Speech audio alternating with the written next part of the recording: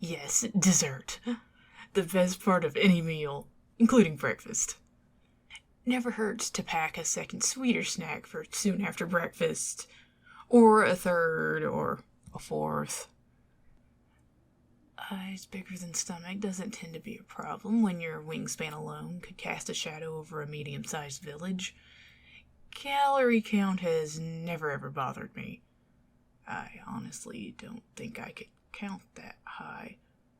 Plus, I take extra care to brush all of my fangs. See? Extra minty fresh. Need to keep that signature dragon grin ready at all times for a certain someone. Oh, I just had, and I don't tend to exaggerate, my best idea in at least 10 minutes. You have to let me take you on my own personal tour of the mountains.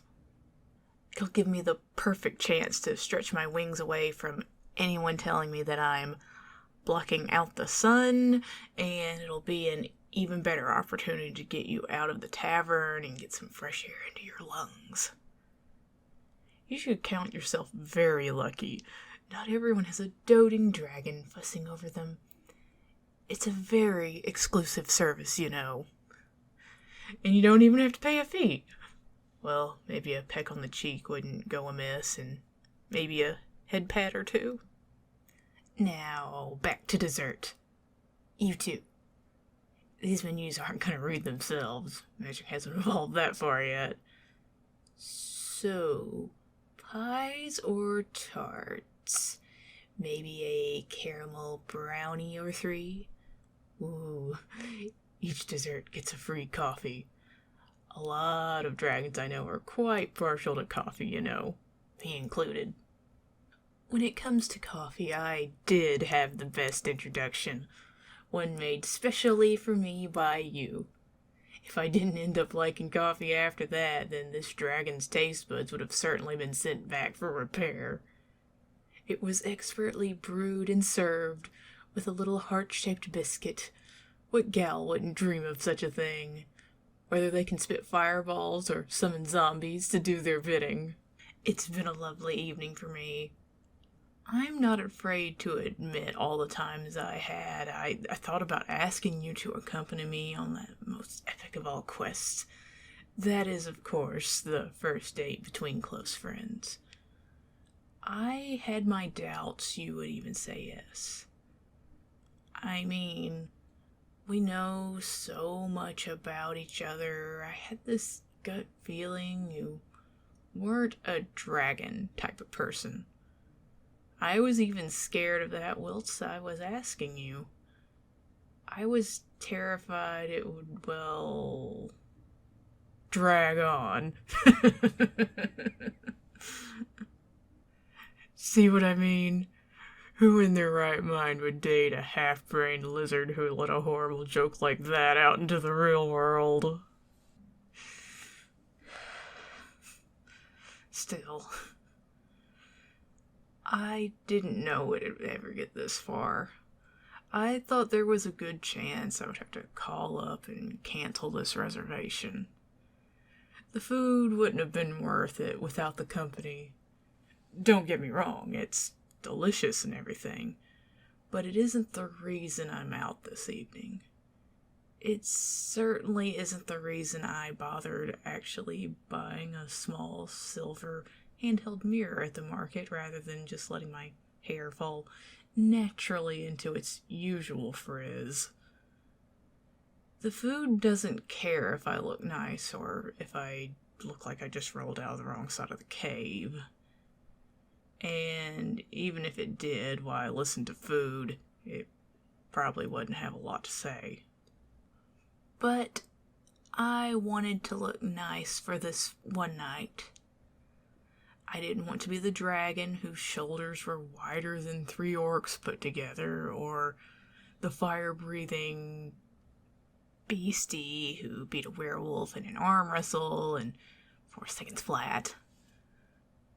For one night, I wanted to be the very rather excited dragoness who had a date with the human being she had been crushing on since she had gotten to know them properly. The girl who had gone through at least 5 crumpled, fireproof mind you, notebooks of her best, most cheesy, most genuine pickup lines in the hope the right one might actually kick her butt into gear of asking you before you were whisked away. And you know what? Being that girl for one night is worth all of the fussing in either the southern or northern hemisphere. So, you mean to tell me you are a dragon person? You have been all along? The wide shoulders, the terribly loud whooping and cheering, the fiery hiccups whenever I have a little too much to drink, the constant obsessing over whether you're getting enough attention or protein or time off, all of it. You like me for me? I like a joke as much as the next goblin, but you better not be pulling my wing or I'll put hot coals under your pillow. I'll get a storm dragon to curse you with your own personal cloud that will follow you around. You're gonna make my heart burst. Dating a dragon?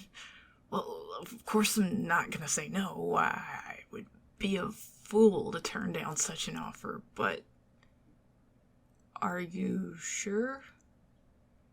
Dating a dragon isn't easy, you know. Especially this one.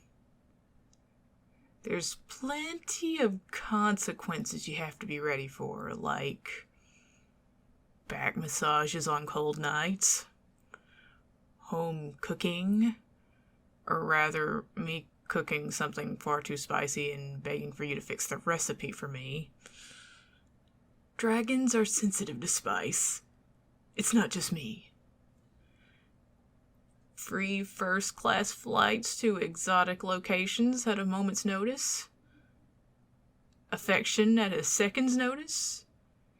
And always having to deal with my big, scaly, toothy grin. Are you sure you can handle all of that? It seems like a mighty challenge. Please say yes. No backsies. So,